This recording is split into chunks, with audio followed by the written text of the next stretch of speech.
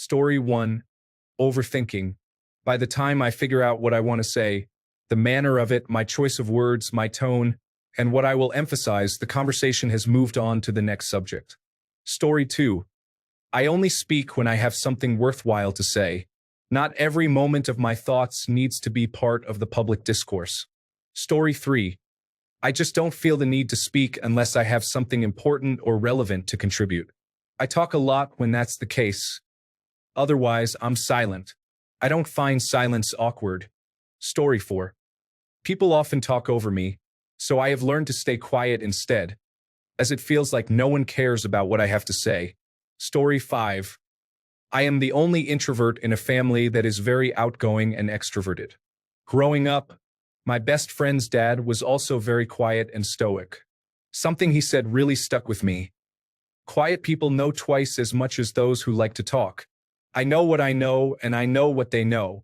Now, I work in a company full of individuals who need to be heard, so just listening is seen as a superpower. I learn many interesting things from talkative colleagues, and because I have time to measure my words and think about my responses, what I do say often carries more weight. Story 6. No one cares or relates to what you have to say. After experiencing this enough times, you eventually stop trying. Story 7. Sometimes I am too lazy to move my lips, and sometimes I prefer not to speak. If I speak, I am in big trouble. Story 8.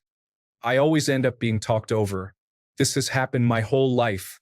I thought I would be able to find my voice and speak up, but unfortunately, I was not able to.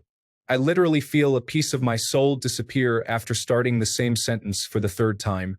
Story 9. I used to have a friend who would call to hang out, but we never talked. We were both introverts and quiet people. We just watched movies or used our devices together in the same room.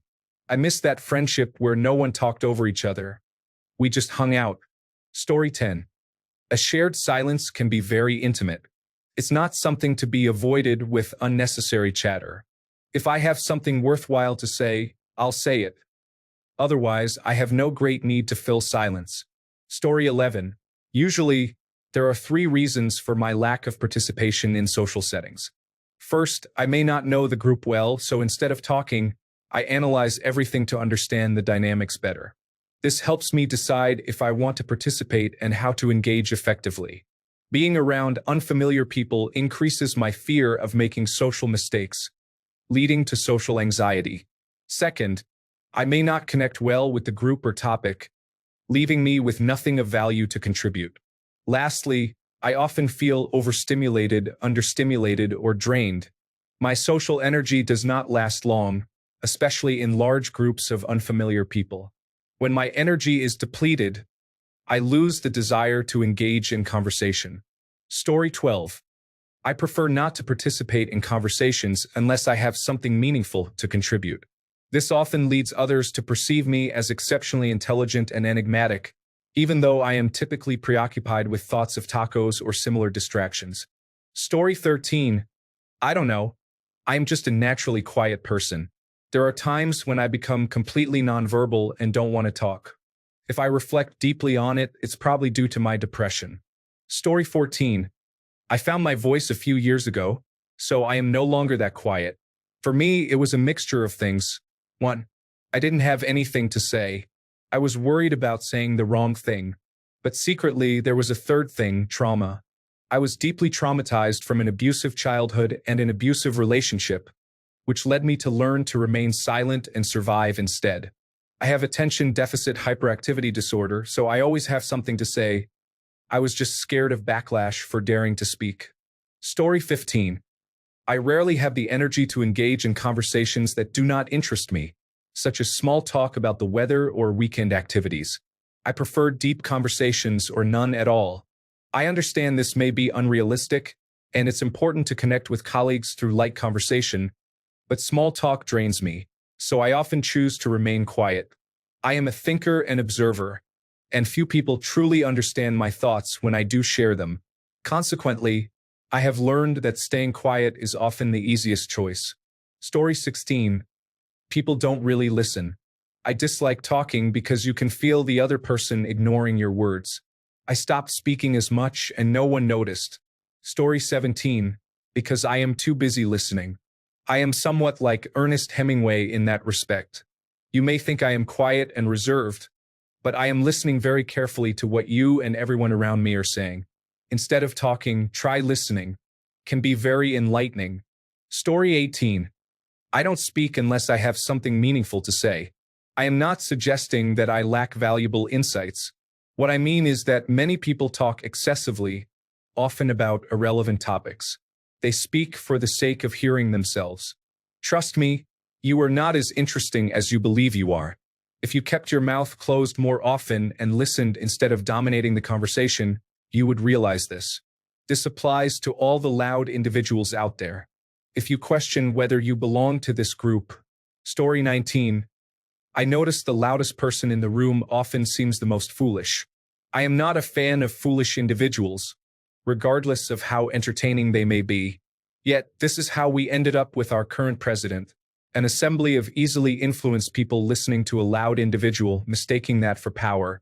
Story 20. Because everything I say, whether it is good, bad, kind, or controversial, always gets used against me. So I sit in silence rather than being attacked. Story 21. As Jackie Chan said in Rush Hour, I like to let people who like to talk. That way, I can see how full of nonsense they really are. Story 22. I either say something that I shouldn't, or my opinion about something gets ignored, or I am told to be quiet. Story 23. The act of speaking is incredibly exhausting, especially when you are not interested in what the other person has to say. Story 24. It's better to remain quiet and be thought a fool than to open your mouth and prove it. Additionally, I genuinely dislike people. Story 25. The difficult combination of being a girl and being autistic. I was told not to make a fuss while simultaneously feeling terrified of other people. Story 26. When I was younger, I was a huge extrovert. As I grew older and gained life experience, I realized that most people are not who they pretend to be. I have been taken advantage of and betrayed, and after experiencing enough heartbreak, I learned to become more reserved and observe my surroundings. Now, I am still extroverted, but only around friends I know and trust. Someone's actions will always reveal their character. Story 27. You learn more by listening than talking. Many people tend to say more than they should because they cannot tolerate silence. Story 28. When your words are criticized or misconstrued, whether intentionally or unintentionally, you tend to become quiet and sad. Story 29. People who shout and make noise all the time miss important details. Quiet individuals pause, reflect, and notice things because they are not focused on creating noise. The number of times I have observed something that others overlook due to their busyness and loudness is astounding. Story 30. I am usually surrounded by unwise individuals. I do not see a point in wasting time interacting with unwise people or those who are arrogant, materialistic, selfish, entitled, and prejudiced. Story 31. Advice from a 101-year-old. I asked her what the secret to longevity was. Her answer was to keep your mouth shut and mind your own business. Story 32. If you don't have anything nice to say, don't say it at all, and only speak when spoken to. I had those principles drilled into me as a child, and they have just stuck. I've been told I'm rude for not speaking until spoken to, but I don't mind. Keeps me out of trouble and allows me to assess the other person quickly. Story 33. I don't like to be noticed or the center of attention, and some of you just will not stop talking. Story 34. I don't usually speak unless spoken to, and I often observe others' behavior or thoughts. It's easy to be misunderstood as absent-minded, but that's far from the truth. Story 35. It really depends. I am usually quiet when surrounded by uninteresting people and one of the loudest when I am genuinely having fun.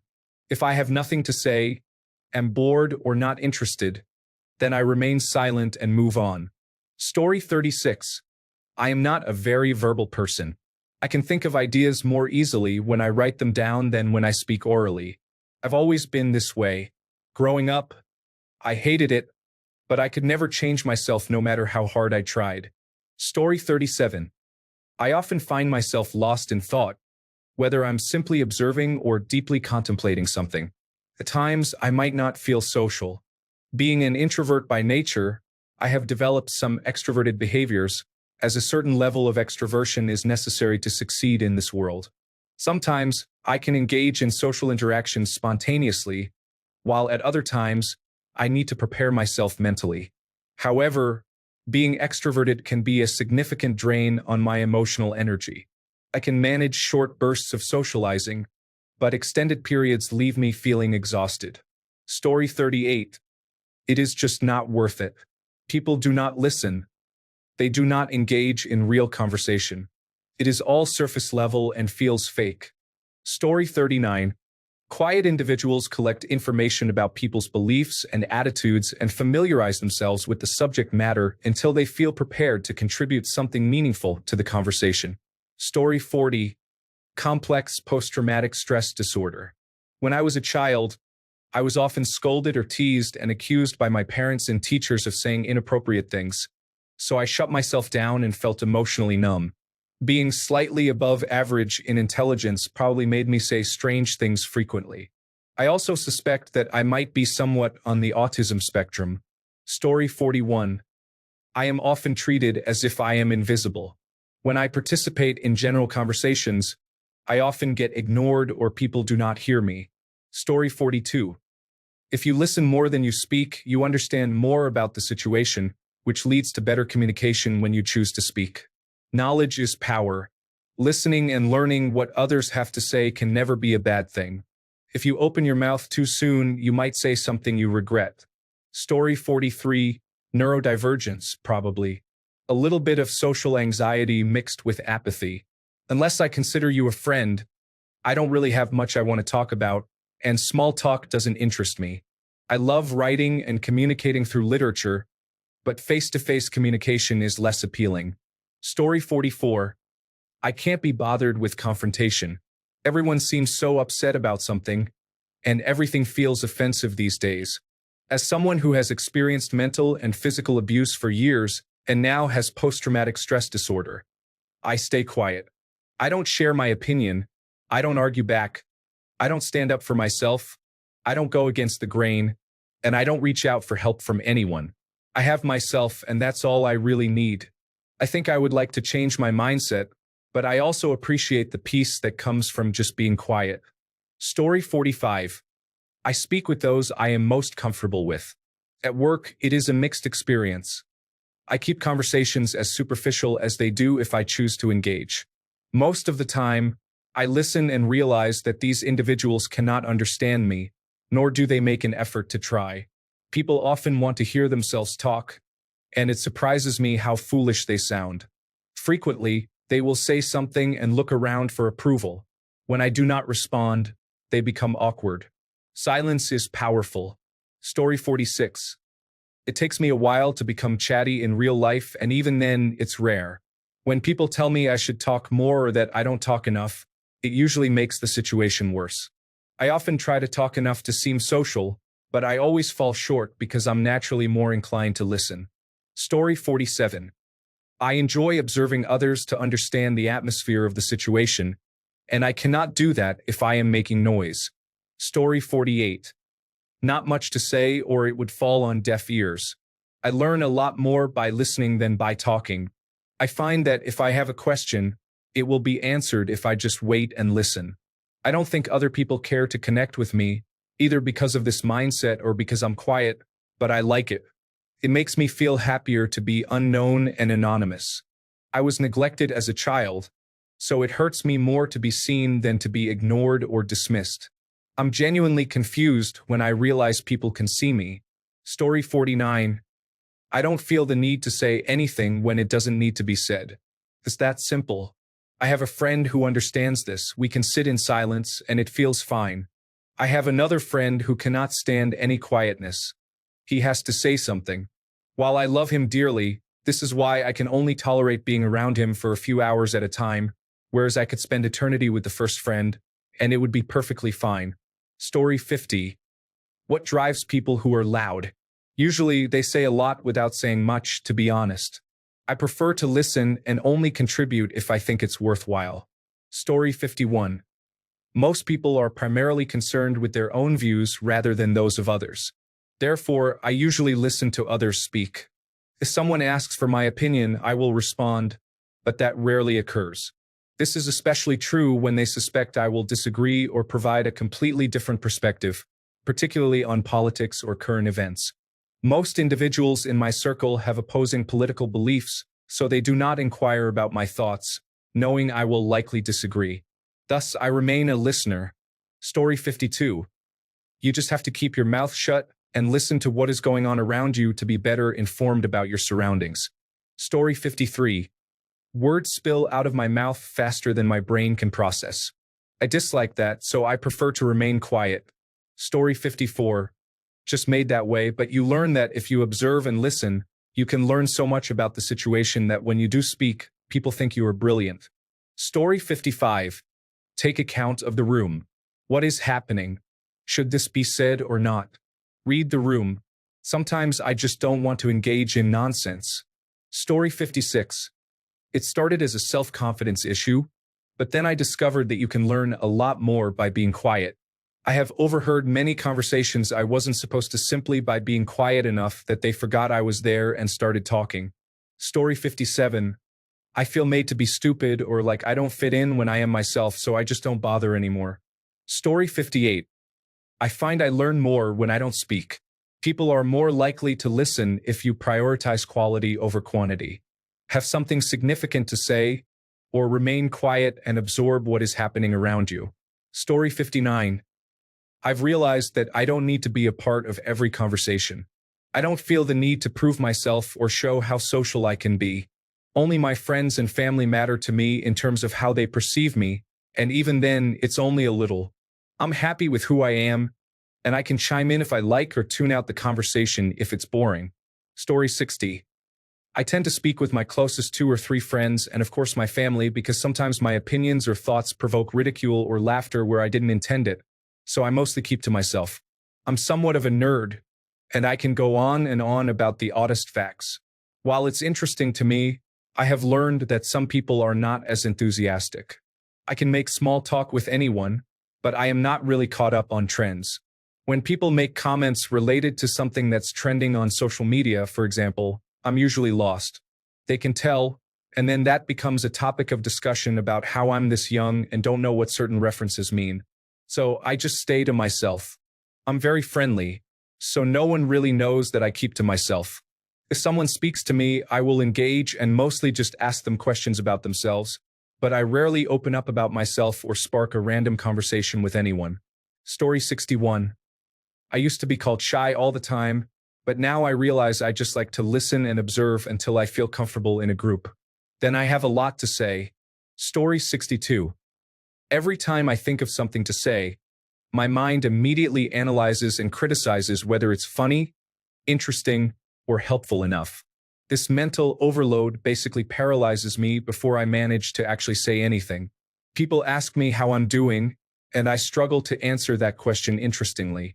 However, I'm learning that if I simply say, I'm good, nobody thinks about it twice or judges me for it.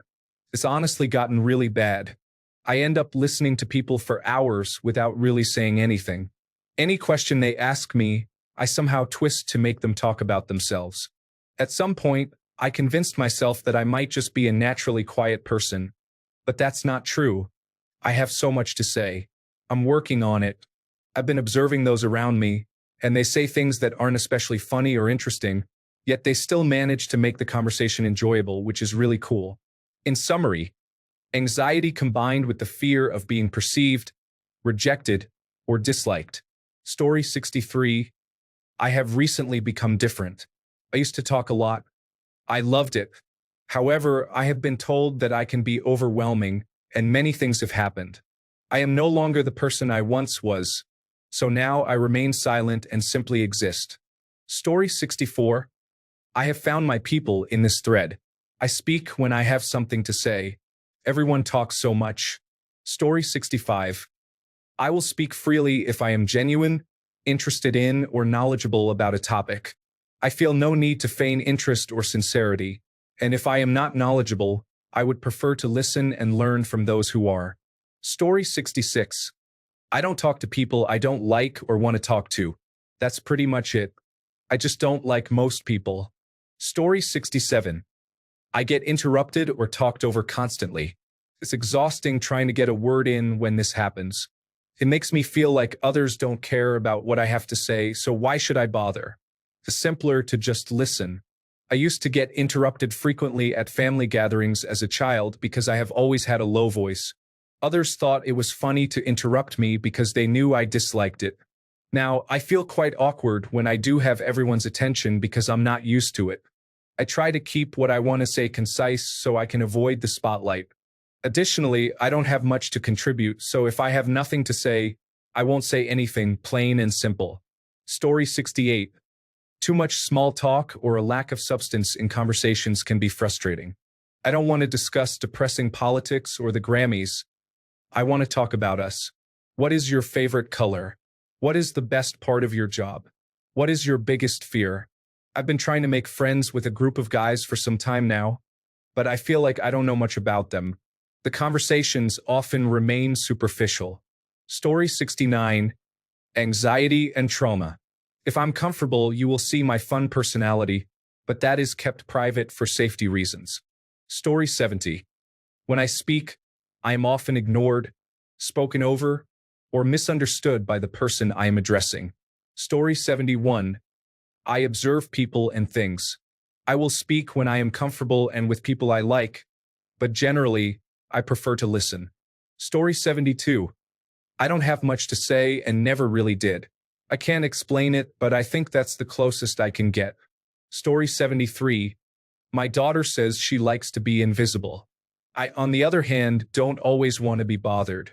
Just leave me to my thoughts, or I enjoy listening to people. Story 74. Many people are overly curious. They often gravitate toward others with exciting lives or stories. I enjoy talking, but I have become quieter over the past few years because there aren't many genuinely good people with good intentions. I prefer to keep to myself because of this. Story 75. You discover much more when you are quiet. Most people will talk excessively to fill the silence, and that is when they share all sorts of things. Story 76. I enjoy listening more than talking most of the time. It helps me learn a lot more that way, and I like absorbing information, which you cannot do if you are always talking and not being quiet. Story 77. Better to be thought a fool than to open your mouth and remove all doubt. Speak only if it improves upon the silence. Story 78. Other people often do more than enough talking to cover themselves and me. I have learned that when you do not speak often, people tend to pay more attention when you do speak. However, that is a delicate balance. Story 79. I was a quiet observer ever since I was small, and I have learned that it has served me very well. You learn a lot about observing people and letting them do all the talking. Story 80. I knew someone who talked a lot but had the amazing ability to reveal nothing. It was a year before I discovered he had siblings. Story 81. I'm more inclined to observe people, notice their interests and things they like. Then I file the information away for later, such as for gift-giving ideas. Story 82. We often learn more when we listen instead of talking. Listening long enough allows us to gain an understanding of a person's true character and motivations. Story 83. I believe a significant part of it is comfort. I do not feel the need to fill every silence. Sometimes it is nice to listen, allow others to talk and let things unfold. There is something calming about observing and noticing the little details that others might miss. Additionally, I must admit that small talk can be tiring. Story 84. Small talk seems shallow, and most people are usually not interested in the topics I want to discuss, so I typically don't bother anymore. However, if I find the right person, watch out. Story 85. People never stop talking, and I have been conditioned not to interrupt or speak over others. Without a break in the conversation, I do not get an opportunity to share my thoughts. Story 86. I worry about judgment. I don't want to be falsely judged as someone I'm not. Once I'm comfortable with someone, I come out of my shell a lot. Only a select few get to see all of me. Story 87. People have shown time and again that they are not interested in what I have to say. coupled with the fact that I often do not think of a response before the conversation changes, I have come to assume that people do not care or are not interested. So I keep my silence. Many times, I find that I have nothing to contribute to the conversation. Why say something if it is completely pointless? Story 88. The biggest and most comprehensive fears are the fear of being annoying and the fear of not fitting in. Reactions of indifference make me question why I even speak and who asked for my input. This is why I spend most of my time in solitude. Other reasons I remember distinctly are, it takes me time to process what I want to say and how to say it properly. I write and text more fluidly because I have that time naturally. I do not like to be interrupted, so I try to avoid interrupting others as much as possible. As a result, I often say nothing because the group does not pause to indicate a moment when I can speak without interrupting someone else. I am the one who hears everything you say while I try to contribute, then I ask you to repeat it so everyone can hear. Social anxiety as a whole plays a big role. Sometimes I do not care enough to share my thoughts. I do not find my contributions valuable. I may not know a lot, but I will speak more often on topics I am knowledgeable about. I get lost in thought. I have a schizoaffective disorder, which means I hear voices and have always talked to myself. There are times when someone could be speaking directly to me, but I am lost in my thoughts and genuinely do not hear what they said. It is especially challenging when I am more manic than usual. I also have noticeable attention deficit/hyperactivity disorder symptoms that interact with this. Many times I feel that whenever I speak, it leads to negative reactions. This is another symptom of my disorder and can be debilitating. I can elaborate on it, but it is hard to convey the feeling without having experienced it before reading my words. My input could cause conflict that places me on the wrong side. I do not understand most people and have spent years trying to learn enough to avoid unintentionally hurting or offending someone. Sometimes my irritation stems from something unrelated, so I hold my tongue instead of fueling a conflict that did not exist before. Other times, I realize that what I think is specific to me may come off as selfish and dismissive, which is problematic. This means I must better understand someone else's perspective before asserting my own as the most important. I do not find much of life notable. Daily life feels like a blur, and I do not spend much thought on it. I have learned that forming connections with people to have deeper conversations often starts with simpler topics, but I struggle with this. It frustrates me, or rather, I frustrate myself. I do not think about these subjects, leaving me with nothing to share. For whatever reason, I sense that you are not in the mood to talk or converse. You want to be left alone, and I try to respect that as much as I can. Sometimes you interrupt a meaningful mental flow, and it annoys me. Story 89.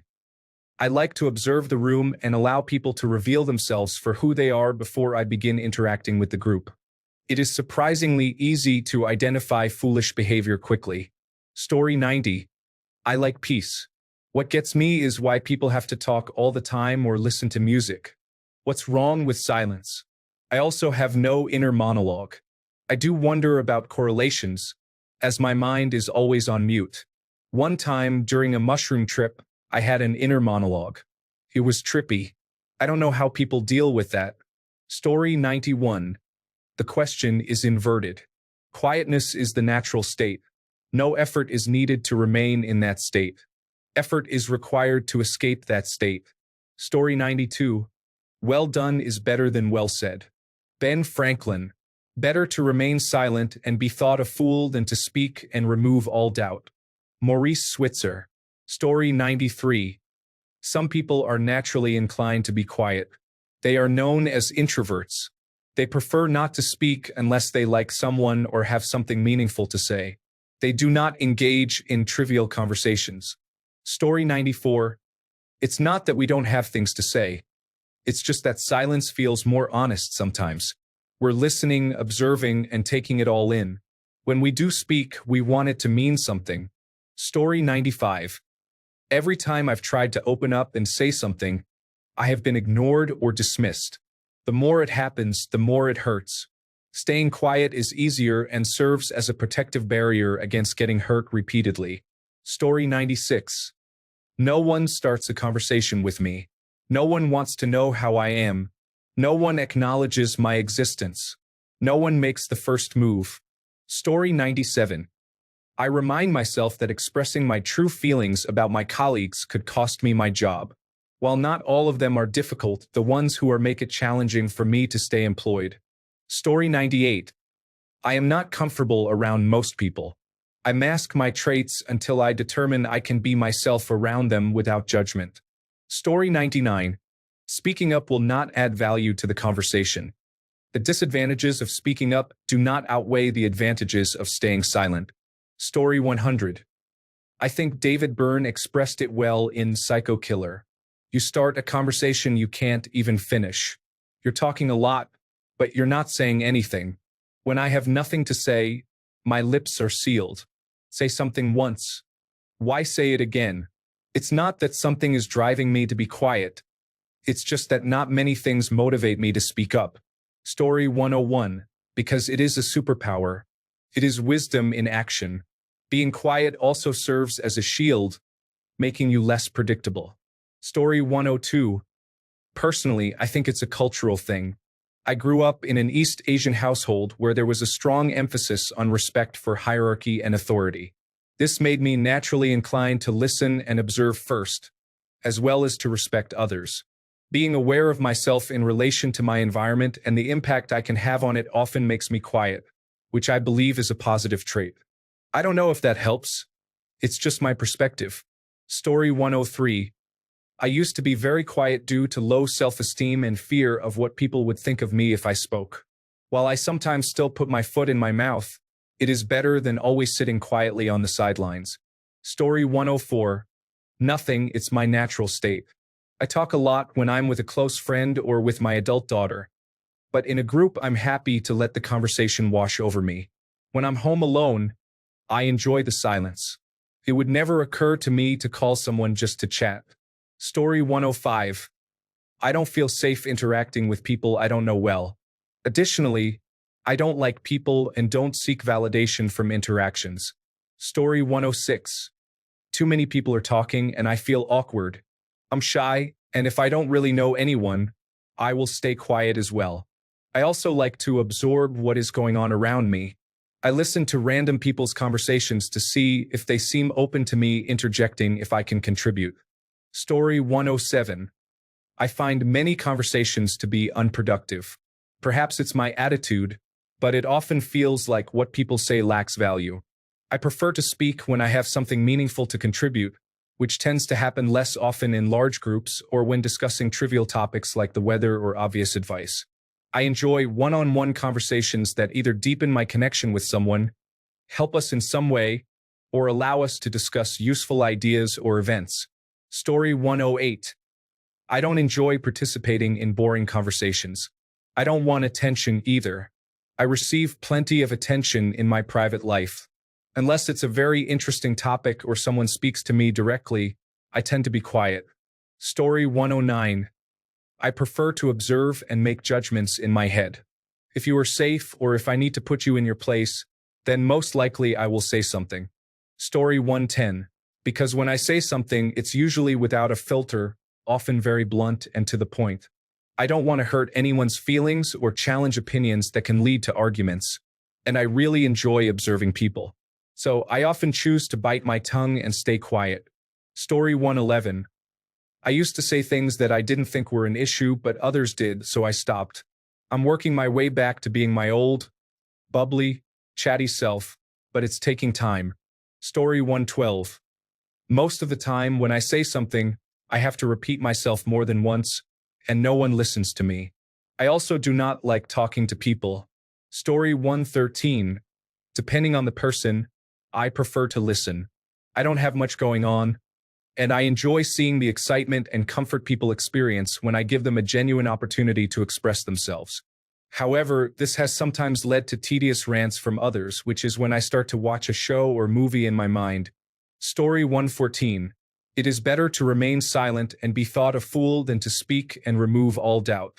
In all seriousness, I do not like small talk, and I do not want to engage in conversation unless I have something meaningful to say.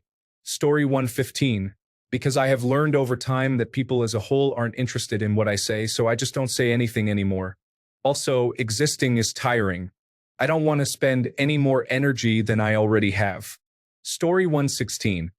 You know that thing where you ask someone, "What are you thinking?" And they respond, "Nothing." If I'm not talking, I have nothing noteworthy or interesting to share. Story 117. Billy will run his mouth and tell the world what an idiot he is. I'll read the room. Small talk pains me. Story 118. For me, it's not nerves. I just think before I speak, which sometimes allows my moment to pass forever. The other reason is that I won't say anything if it has no substance or purpose in the conversation. Cues that I'm attuning with you serve a purpose, such as small gestures that keep the conversation in the appropriate emotional place, like laughter to ease tension or expressing sympathy. It's not like I'm a robot. I just won't add anything to the conversation if we don't arrive at it organically. You can expect to have really unconventional small talk with me for these reasons. Story 119. Being an introvert, I can engage in deep conversation if it involves someone I am interested in or a topic I am well-versed in. However, I do not enjoy small talk and often prefer a quiet environment, especially at work. Story 120. It depends on the situation. If I do not trust a person due to something I have witnessed or do not approve of their behavior, I usually do not speak around them. I do not want to engage. Sometimes I remain silent because I am enjoying the listening aspect or do not have anything to contribute. It depends on the topic and common opinion, as I am not looking for a confrontation. Story 121. I am more of an observer than anything else. I am chatty online, as you can see from the number of comments I make each day, but in person, I am very quiet. Story 122. Mostly just peace. I prefer listening to talking, and I don't feel the need to fill every silence. Story 123. I dislike most conversations unless they genuinely spark my interest. It may seem rude, but I do not engage if it is not something I care to indulge in. Story 124. No one cares what anyone has to say. They just want to express their own thoughts. Therefore, I choose not to waste my breath. Story 125. If they speak and make sense, then I'm convinced. There's no need to talk. If they speak and make no sense, I probably won't be able to convince them. There's no point in talking. Besides, nobody actually asks for my opinion. If or when they do, I'll happily give it, but nobody does, except for the occasional question from Reddit that I sometimes feel is directed at me. Thanks a bunch for sticking around till the end of the video. Remember to subscribe, and until next time, stay awesome and goodbye.